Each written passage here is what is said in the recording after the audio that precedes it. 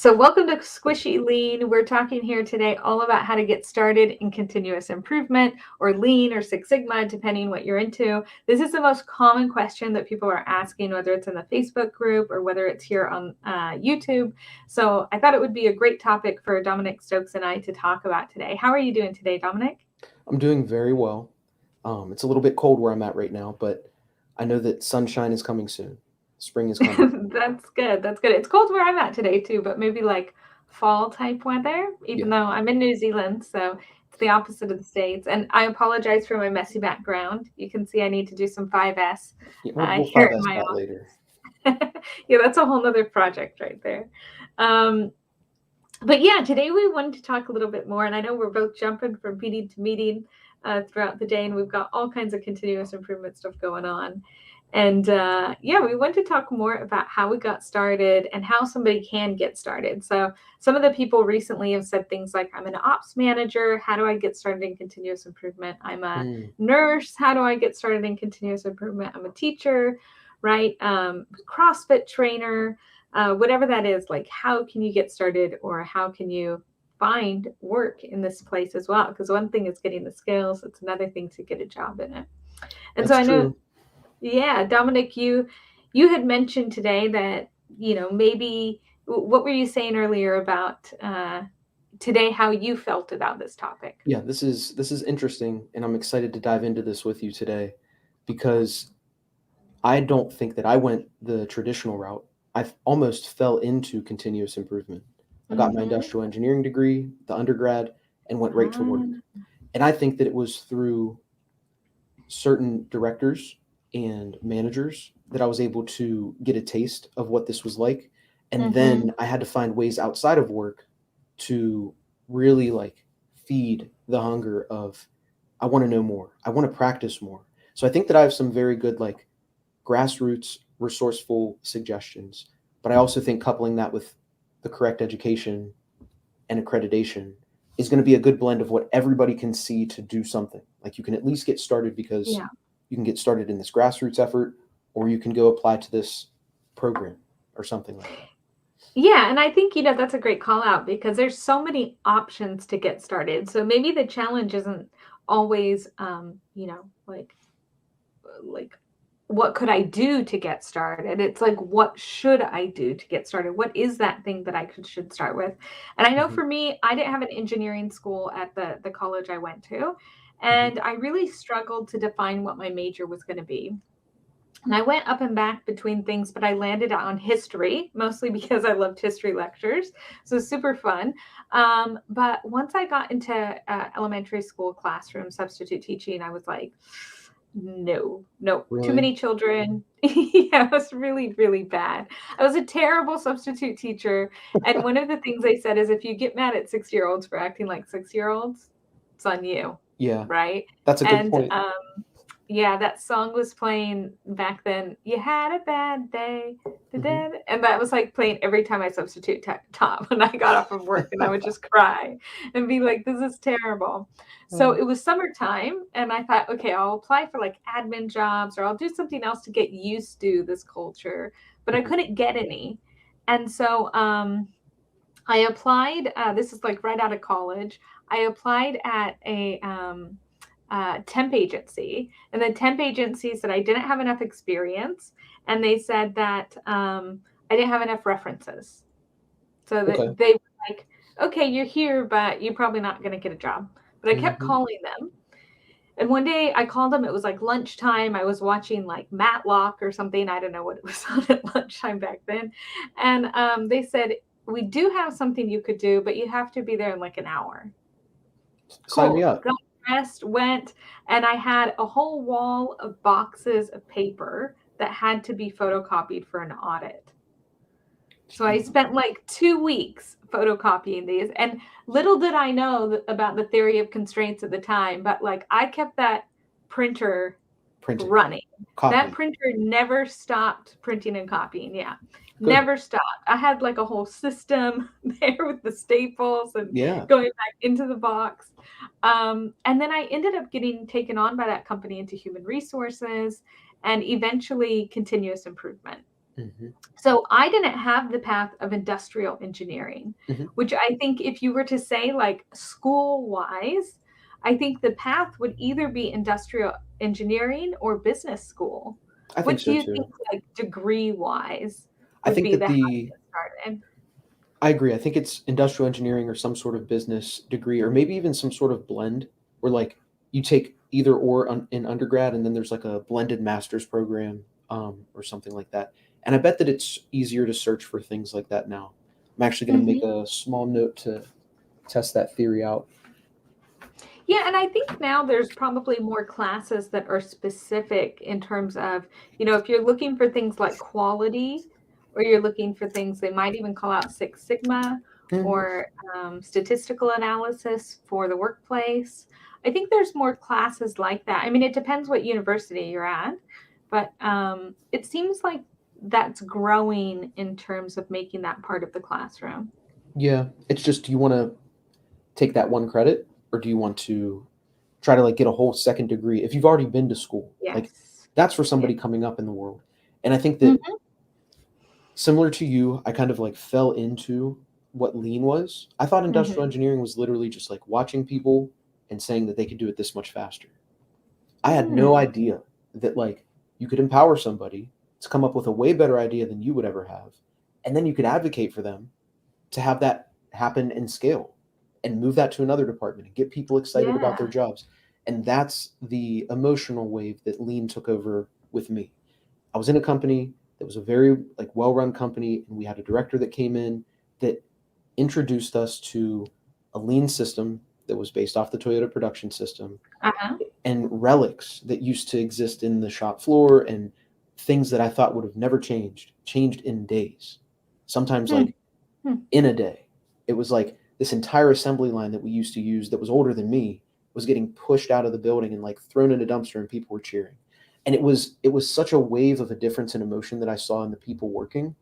Mhm. I could like feel the power of, regardless of how mathematically specific lean is, it's definitely making a difference with the people every day at work.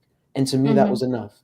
And we were able to use very simple charts to show metrics that you used to have to Mhm. run reports on top of reports to get out of a system. I just Yeah. simply asked somebody, how many of these did you produce a day? Put it right on the chart. I had my stick of my little box of markers and my little Mhm. board that I would present at every day. And it was little is almost like a, I can't think of the word right now. I still have to drink more coffee. Um, like a euphemism or something Mhm. to like belittle it. It has like the wrong connotation. It was a big board physically, and it Mm. had a lot of information on it. It ended up becoming the way that all the people in the offices had to come down and get information because it had more accurate information than the system. So it's like this was Yeah. very powerful. And the essence of why I went off on that tangent was because sometimes it just takes being in a workplace that is experiencing change, and they decide to Mhm. use a lean approach or a Six Sigma approach, and then you just help any way you can. You don't have to like, I think, because I haven't done this yet, you don't have to lead the entire effort and educate everybody on what it is. Sometimes being a Mhm. participant in it teaches you just as much until you gain the confidence and experience to be able to teach it to somebody else. So I Yeah. think that can spin off into how you and I met, how we're also Mhm. working outside of work, like in our digital volunteering group, the Lean Portland Mhm. group, to Mhm. to basically continue practicing these concepts, hearing about Yeah. different ways that people see 5S or different ways people see the 8 waste. It's just about immersing yourself in a community of people that are okay being this nerdy, talking about lean this much. Mhm. Sometimes it happens at work, sometimes it happens outside of work. Yeah, and I think it's interesting because a lot of times when you tell people that you do Lean and Six Sigma, they smile, and it usually means that they don't know what you're saying, right? That they Yeah. don't know what you do, or even continuous improvement sometimes.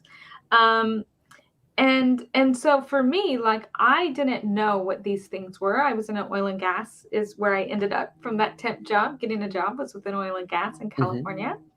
And I had moved around quite a bit where I ended up being like handling all of the special projects for the West Coast. So I worked with the West Coast manager to take on kind of different projects that were going on, as well as leading the management team meetings, so organizing them and then facilitating them.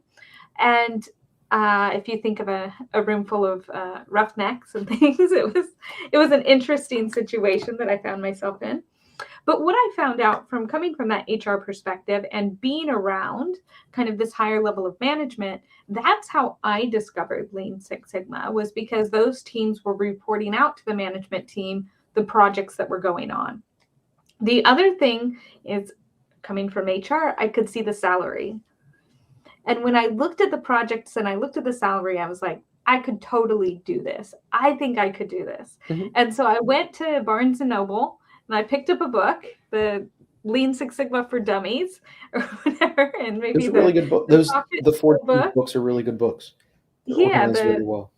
the Lean Six Sigma Pocket Tool book is a great one as well. And I took those home and I read them. And there was a position that came up, and I got the interview for it. And I met with one of the other CI people to talk to them to try to find out, like, am I a good fit? Can I do this? And then I had the interview, and I did not get the job. Mm.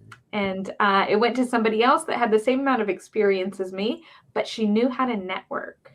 And at the time, I was super shy. So I set a goal for myself where I was social every day for 30 days, overcame my shyness, started to learn how to interact in these situations, because otherwise I knew my career wasn't going to move forward. And the next time a job came around, they messaged me directly, and I did the interview and I was able to get it. Nice. So it's like, to me, the things that we were learning in Lean Six Sigma and as I read the book were obvious, right? So like I said, with the printer, I was already doing that. Demand was the thing that drove me of like, well, why are we doing this? What's the demand for it? What are we trying to achieve? Without knowing that that's what it was called. And if I didn't have that job come up, I don't know that I would have realized where I could go. Yeah. Right. So just like you're talking about in that immersive experience, is that, you know, when you hear these tools at work and when we start to hear about these opportunities, there are the work opportunities, but there's actually a lot of social or meetup opportunities or networking opportunities nowadays as well. How do you see those? So Lean Portland is one of the ones that we participate in. So they are online now, and you can find them on Eventbrite. And they have a monthly meetup to meet other continuous improvement professionals. Do you know of any others? Are there any other networks that you've kind of leaned on to meet more people or immerse yourself, as we said? Yeah. So what I've done is I've specifically followed people on LinkedIn that discussed Lean. And I started off with authors of books. So like Jeffrey Liker or somebody like that. Like these people have written books about Lean. And when you follow somebody, sometimes you see comment, what is it? So whenever you follow somebody on LinkedIn, and I tell everybody about this, so I want other people to try it too. Whenever you follow somebody on LinkedIn, you see other comments that they post on. And sometimes you start to see the people that like to comment a lot. And if those people also have continuous improvement backgrounds, follow them. Eventually, whenever you're okay to like convert from following to actually being a friend, I always send a message saying like, this is why I started to follow you. Here are some things that I'm looking to learn. If you have time, I'd like to learn them from you. And it's turned into multiple like interactions where maybe I end up working with that person, but they said you need to, and then that led into, and I've slid into somebody's DMs to the point where like they taught me about something in the Toyota House of Lean for 2 hours on the phone or through a video call or something like that. Like you can learn anywhere. And that's kind of what got me the ideas for the Lean Laundry episode that we did. And it's just like sometimes other people want to help so much that they encourage you to go and try on your own. So that's I don't know of any other groups, but I do know that even if there isn't a group, you can make it yourself by following and then being genuine in your requests to learn something. Absolutely. And you can at ASQ, if you join ASQ and become a member, you can, they do have monthly groups that meet all over the world. And that is a place where you can start to build some of those connections. For me, as Dominic kind of mentioned there, for me, I didn't find as many connections there as I found on LinkedIn. I found Lean Portland and some of those opportunities the same way, messaging people on LinkedIn. I had a paper that I had to do for my master's. We can talk about whether that helps or not for continuous improvement. But I had a paper for my master's, and I wanted to do it on the interaction of lean and sustainability, and why sustainability methodologies hadn't been adopted by lean, when really sustainability is all about eliminating waste as well. Mm-hmm. And some of the top thinkers in that were like Brian Hurley. Yeah. And so I connected with him, and he connected me to some of the people, someone in London that I was able to talk to as well. And that started my network in Portland and eventually to Lean Portland. Nice. And that was messaging him on LinkedIn and saying, hey, I see your name come up. Can we chat? We met for a coffee. Yep. I mean, we're full of coaches and mentors, right? Mm-hmm. So it's natural for us when we receive those types of messages that we want to coach and mentor and support people. Correct. I know for me, the last 2 years, I've been doing a lot of coaching and mentoring outside of normal work. Mm-hmm. And it's amazing the opportunities that people have that they don't realize.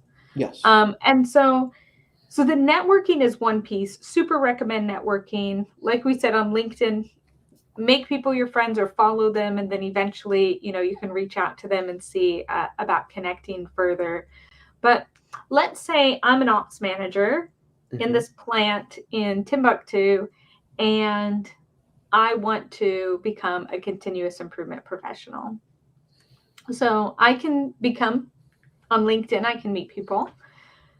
But then you get to, do I need a certification? How do I show on my CV, or how do I start moving into that position to be able to achieve that dream, right? What are some of those first steps? So what would you say, Dominic? What to you would be some of those first steps? Because you came at it from more of a degree standpoint, and then I came at it a different way. So I'll kind of share afterwards. There is a specific group on LinkedIn that does in-person teachings, and I'll try to find it and put it in some sort of note after the show. But while they're basically, what I'm trying to say, there are like actual classes that exist that'll put you in a real production cell so that you feel the effects of what you want to end up teaching. And I think that if you can be on the other side of practicing, and then you can try to create something that helps wherever you work to practice some of those concepts, very basic things, like 5S, elimination of waste identification, spaghetti diagrams. And I think all of those things lead into identifying opportunities for improvement, and then letting you get some real hands-on experience with actually improving something. So I think that it's getting taught by somebody that teaches it a lot, or applying for some sort of green belt certificate, and taking that class and seeing what opportunities exist in the job that you're working at now, to save some big money. Yeah, and basically what you've called out there is that the best programs are those that allow us to have live instruction.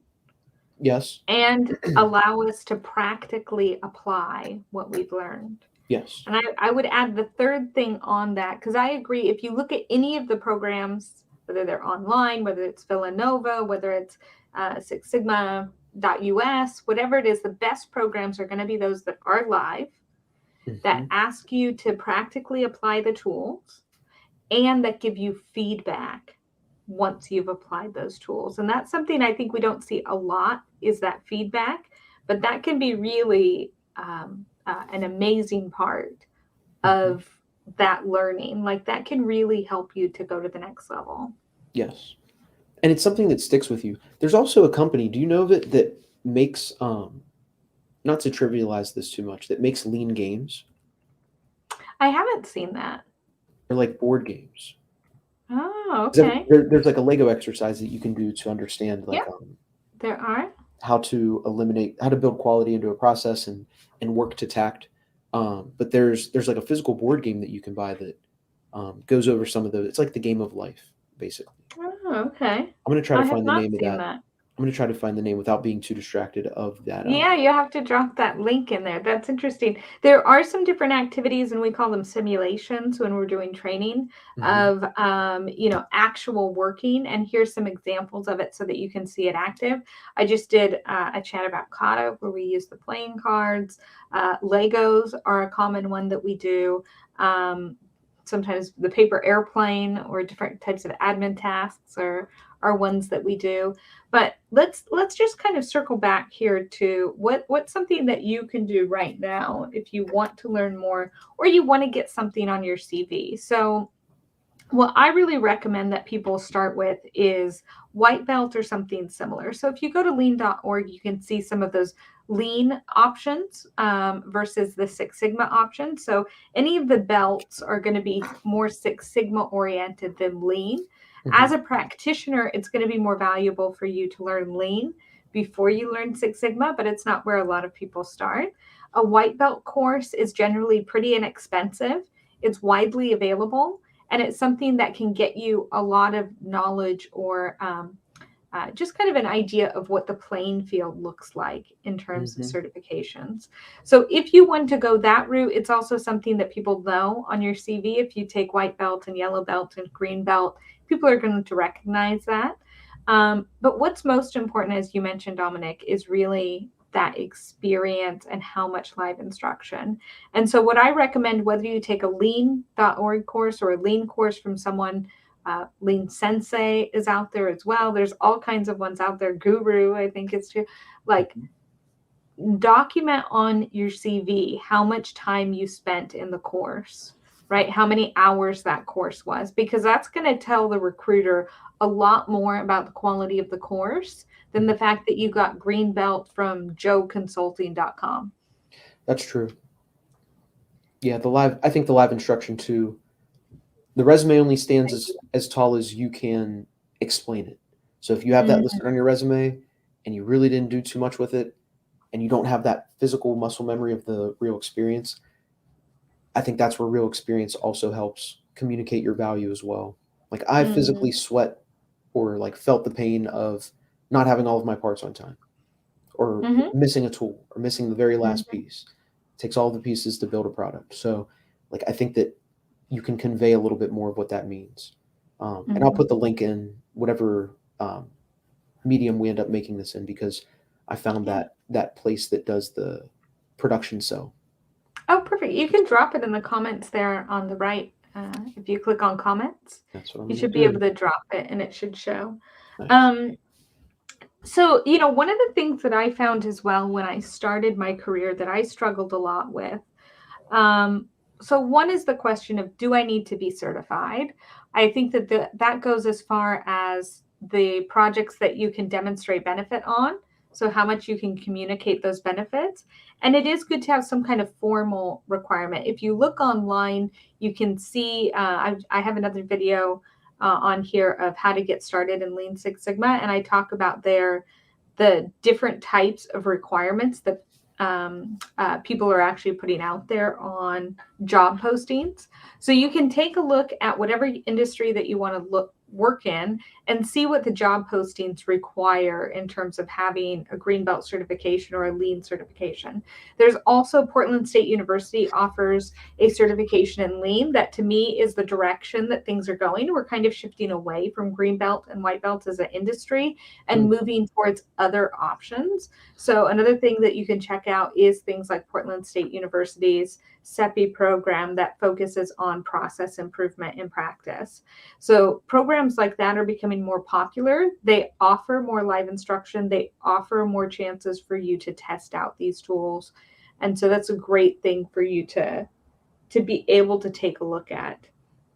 And I What see you about drop that in there. Perfect. yeah, I did. And then have you ever been whenever you were working in industry, um have you ever been on a benchmarking trip? Do you think like for somebody that might be an operations manager right now, I know Mm-hmm. that whenever companies are trying to scale, sometimes they'll go and see another company that kind of is like at that next level. You could probably Mm-hmm. try to like pose that type of visit as a, I want to go somewhere that's just starting lean. There might be a way for you to Yeah. network within, like there are groups. I know in Pittsburgh, for example, there's a company called Catalyst Mm-hmm. Connection that tries to help it's like a nonprofit that helps consult to small manufacturing companies to try to like bolster Mm-hmm. their um, lean presence and understanding.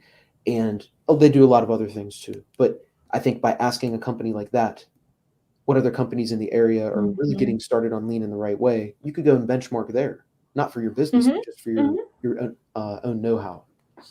Well, and any time that you can go and do a walkthrough of another company, it's amazing, even if it's not always in your industry, right? So Yep. like Boeing allows you in Mukilteo in Seattle, Washington, if you get the chance, you can go on a tour of Boeing.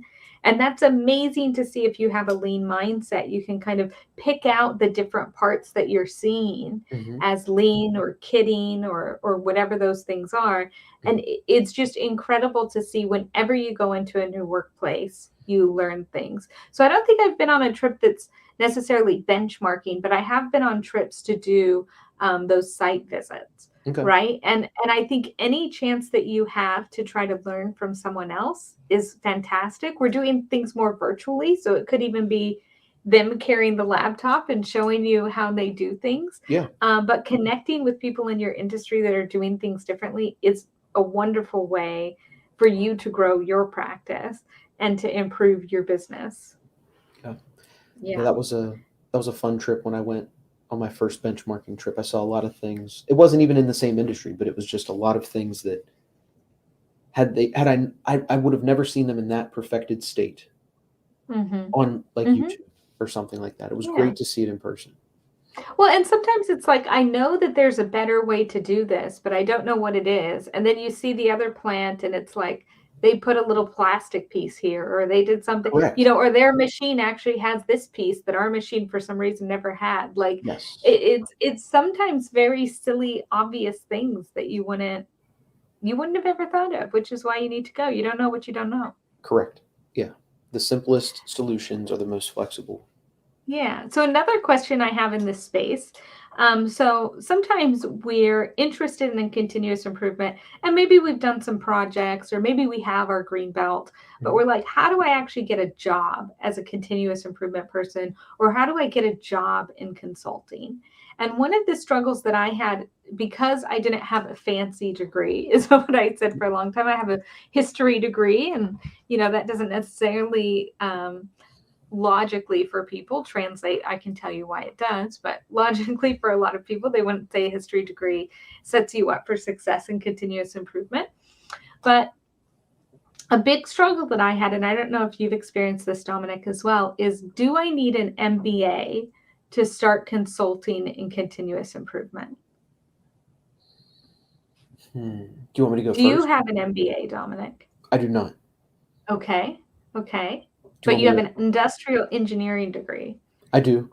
And I know that Okay. that has been a barrier to consulting for specific um, industries that require industrial engineers to be Yeah. at the job. It was even hard. You had to have the right GPA to even like co-op with some of the companies that. Wow. So, and I don't even want to think about get the PTSD from my GPA in college. But Yeah. yeah, sometimes the degree is a barrier to entry. But I think that I want to just say that like there's a way around everything. You can negotiate it. Mhm. And if you're putting in some sort Absolutely. of effort, like the best people are the ones that are willing to learn and the ones that are willing to be resourceful because you can't always Mhm. buy the solution. Sometimes you have to come up Mhm. with it with what you have in front of you. And I think that if you can convey that in an interview um, and just continue to like knock on doors, I would still apply to the jobs that required an MBA or a consult or an industrial engineering degree if you knew you wanted to get into that space. But there also might Mhm. be an adjacent type of consulting industry that is just getting into doing some sort of lean consulting. Like maybe they do Absolutely. this type of consulting plus lean. And because you're in that company and it wasn't looking specifically for industrial engineers or accredited MBAs, you can still get that experience esque in a little like Yeah. in a way. So but yeah, I think I feel the squeeze with the MBA for some other opportunities that I'd like to get into. Um, Mhm. Mhm. but I think that I have zero shame in messaging somebody and asking them for advice. And to Yeah. me, I think that would work. That would help get me into at least an interview. Absolutely. Well, like my example of I wanted to be in continuous improvement and I did an interview and I wasn't selected because I didn't know about networking. I didn't know about talking to people in this way and building those relationships. But I probably could have got that job the first round if I had known about that, if I had been leveraging that. And Yeah. I've always been one, especially now that I have my MBA. I got my MBA at Imperial College, which I would say is kind of a fancy degree. Hmm. I was very lucky to be able to be a part of that program. And it was an amazing program. If you are looking for like an online MBA, the Imperial College Global MBA is fantastic. It's on site and online, and you meet really cool people.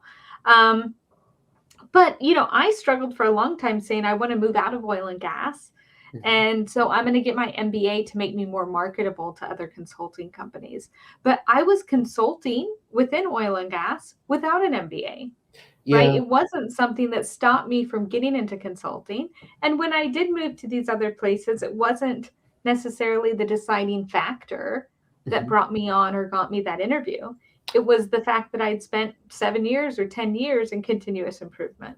Yeah. And I think I want to key in on that. You already spent time in the field, 7 or 8 Mm-hmm. years in continuous improvement.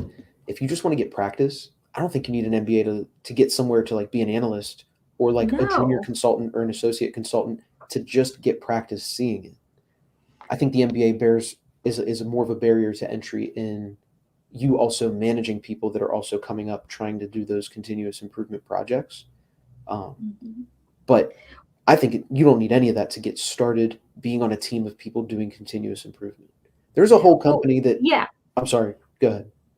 Oh, I was just going to say, like, totally agree because, like, people come to me and they're like, I don't have any experience. Like, Mhm. the CrossFit trainer person was the perfect example of somebody that came to me and was like, I don't have any experience in continuous improvement, but I want to start a career in continuous improvement.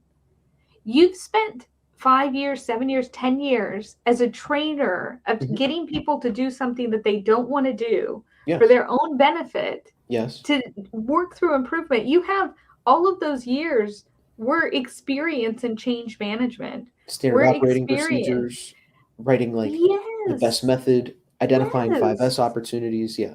Visual We management. don't give credit to ourselves for the continuous improvement stuff that we are doing. Just because we didn't call it Tim Woods Yep. doesn't mean that you weren't eliminating waste the last 5 years in different ways. Mhm. We just have to find a way to put a number to it and put it into the jargon that somebody else wants to see. And that's why I love that we're Exactly. squishy lean because it Mm-hmm. doesn't like if somebody told me today, all you have to do is not use the terms and I'll 100% try it. I'll just stop using the terms. I just want somebody to try it. Like Yeah. it is so much fun. It relieves so much stress. It makes it so much scalable for everybody else. It's a very easy thing. I don't want to say it's easy. It's a very involved and sympathetic tool. And Mm-hmm. I think that would relieve a lot of stress that everybody else has in their jobs if incentives were aligned and Mm-hmm. if somebody knew how much they were hurting you by doing a process the wrong way and passing bad Mm-hmm. quality to you afterwards, and they would have encouragement to find a better way to do it for themselves and for the next person. So Yeah. everybody's helping everybody. It is like it's the best solution. So Yeah.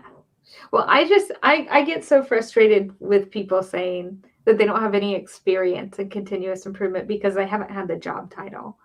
yeah, And so, figure out what some of those tools are or work with somebody like us or yeah. somebody that you meet on LinkedIn and say, how can I translate this onto my CV? Hmm. Because you have so much experience. I guarantee if you've worked a job, you have experience in continuous improvement. Hmm. And if you can make some of those connections and tell those stories in an interview, then you're going to be quite a bit ahead of other people. Yep. I was starting to say there's even companies that solely just make standard operating procedures. Yeah. All you have to do is be able to put a picture to a paragraph of words, you're Hmm. in. But the fact that you're making those standard operating procedures in companies that might be implementing continuous improvement, Hmm. it's all about because you're putting yourself in the environment. I think Hmm. that's everywhere. But that's a really good idea that people can reach out to us to legitimize might be the wrong word too, but reveal, let's say that, Yeah, reveal articulate. and articulate Yeah. what you've been doing into some sort of like soft bucket of Mhm. continuous improvement. Absolutely. And yeah, I think too, you don't have to have the degree, right? You don't have to have a BA even to Mhm. practice continuous improvement, I right? don't think you do either. I think it's what you said earlier. It's you didn't say this verbatim. It's common. It's things that people do every day. Mhm. We just You're have to already show you doing that. it. Yeah, and let's just reveal how you're already doing it so that you can continue to practice it with more purpose. And Yeah. that's all you would do at a job anyway. Yeah. It's all so similar. Absolutely.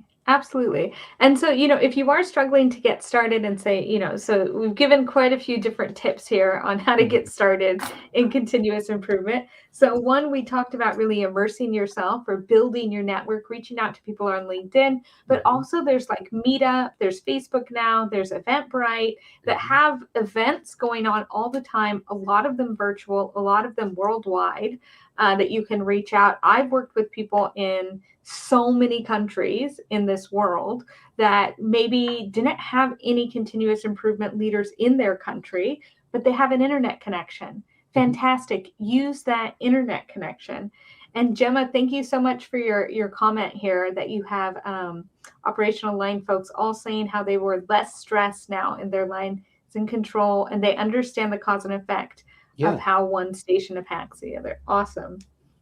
We also talked about, you can find those certifications online. You can start with something like White Belt is an easy one to get started to find out more, but then also connecting with people and kind of seeing how you can articulate your experience so far, even if you haven't been in continuous improvement. Mhm. The other thing that I would say has been a positive for me personally is I was willing to take a lot of jobs others weren't. And in that, What does I that mean, I mean? was I was willing to move or go to places that people didn't want to go. Okay. I Yeah. was willing to accept less than somebody that had a lot of experience because I was new, and I Mhm. was willing to go places that others didn't want to go. So, if you are open to travel, if you are open to doing different kinds of things, if you're open to maybe taking on opportunities that are big challenges, Mhm. then those types of jobs and opportunities are out there. And in my experience, especially in consulting, once you get some experience, a lot of consulting firms kind of commit to work before they have this staff. So once they have the work, they're like, hey, it's Sunday. Can you be in this country on Wednesday? Mhm. Right. And you're like, okay, I got to get my stuff together. If Mhm. you're willing to be flexible and things like that in a consulting space and you have the right um, experience or you've met the right people and you've made the right connections, those opportunities can come to you. But you have to be super flexible and willing to kind of take on those things last minute. Willingness to travel. I'm glad you said that. Mm-hmm. Because it just might not be happening in your immediate area yet. That doesn't mean you have to Mm-hmm. travel forever. You could just travel until you get enough knowledge to bring it back to where you want to stay. But seeing it as a short-term pain for a long-term gain might be Mm-hmm. something that you just have to kind of see both sides of the bittersweet aspect of Yeah. that. And I think that's the other thing too. One of the things that I like about continuous improvement, Lean Six Sigma, all of that is it has made me so much more willing to make a mistake Mm-hmm. because I don't feel the Yeah. pain of the mistake anymore. I just see the reward of learning how to do it better. So like I just Mm-hmm. want to make as many mistakes as I can. I don't even care if I'm the first one to mess up at something. So I think that embracing that idea, not to where Yeah. it's like life changing, but like embracing the idea that you're okay making a mistake might lead you to taking a bigger risk and you might Yeah. mess up in the beginning, but you end up finding a way to correct it and you'll never make the same mistake twice. Mm-hmm. It's a great way to stay motivated and try a lot of new things. Well, and you've got to experiment and learn, right? So maybe you join one of these groups online and you go, and it just turns out to be maybe one other person and you don't have a connection with them. Okay, so move on and find Yeah. another group. It's okay, Yep. right? We're experimenting here, we're trying different things. And by you modeling that, Dominic, you're showing other people that it's okay to talk about their mistakes, to Mhm. work through their mistakes. And that's a big part of what we do as well, especially if we have this really like lovely view, I think, of continuous improvement, that like we're trying to improve everything in our community and the people around us, is that we're willing to talk about our mistakes really candidly and openly and being vulnerable in that way.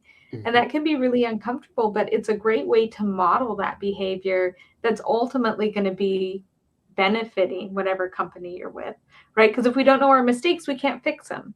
Yeah. So, as you look around your workspace, that's something to think about as well. Can I add one more thing, for the people that Sure. are either in school or at a job now? I think that as you're starting to learn more about this, before you apply to some sort of program that's a hands-on learning experience, or before you go and sign up to get an MBA, you could volunteer at a local area, a local anything in your area, Mhm, and literally just try to do one of the lean concepts. Try to identify as many wastes as you can in the way that like volunteer event happened. Not saying that those are just riddled with them. mhm, Waste is everywhere, but you can almost be a consultant working for free and just keep all your ideas to yourself. Just see what you mhm. can see. Go back and go to the next event in the next 3 months and see if you see something else. Like Do I that think that Gemba it's walk or that waste walk, huh? basically it's developing, and I talk about this in the job that I have now. You have to develop a lens to observe work. And I think that Mhm, sometimes, like, if you're not put in that position to be the person to watch how people work, to identify ways to get them to express their pain points, mhm, that's sometimes like is one of the biggest barriers I've had with other managers, that maybe they knew it all, but they didn't know how to get it out of somebody else. And yeah. like, if you can't connect with somebody else and have them explain what the hardest part of their job is, because they're the ones that know it better than anybody else, Mhm, you can learn to do that, I think, at volunteering events. You're new, you're like, yeah, where do I get started? Like, is there visual management for you to come in, pick up a bag, and like unload it into a little desk? Are you like, mhm, does everybody know where to go? Are there enough chairs? How does somebody know? What does the sign in list look like? mhm, Is the space mhm, organized to like bring people in, have them settle at a certain place, like a waiting room? Go to get the mhm, action done, get a gift, get out. You can think of all of that stuff in volunteer events that are happening, and that's free. mhm. So, Yeah, and I would add on to that too. If you know somebody that works at a restaurant or a coffee shop, you can get even more insight like you're talking about. yeah. But when I sit down at a coffee shop, one of the things I have a hard time doing is not doing an observation. Right? So like if you wanted to just practice doing some observations and identifying waste, Mhm. you could sit in a coffee shop and watch the people making the coffees. You could do a spaghetti diagram of the people making the coffees. Yeah. You could look at the tack time. You could look at how much time it takes each person in their role.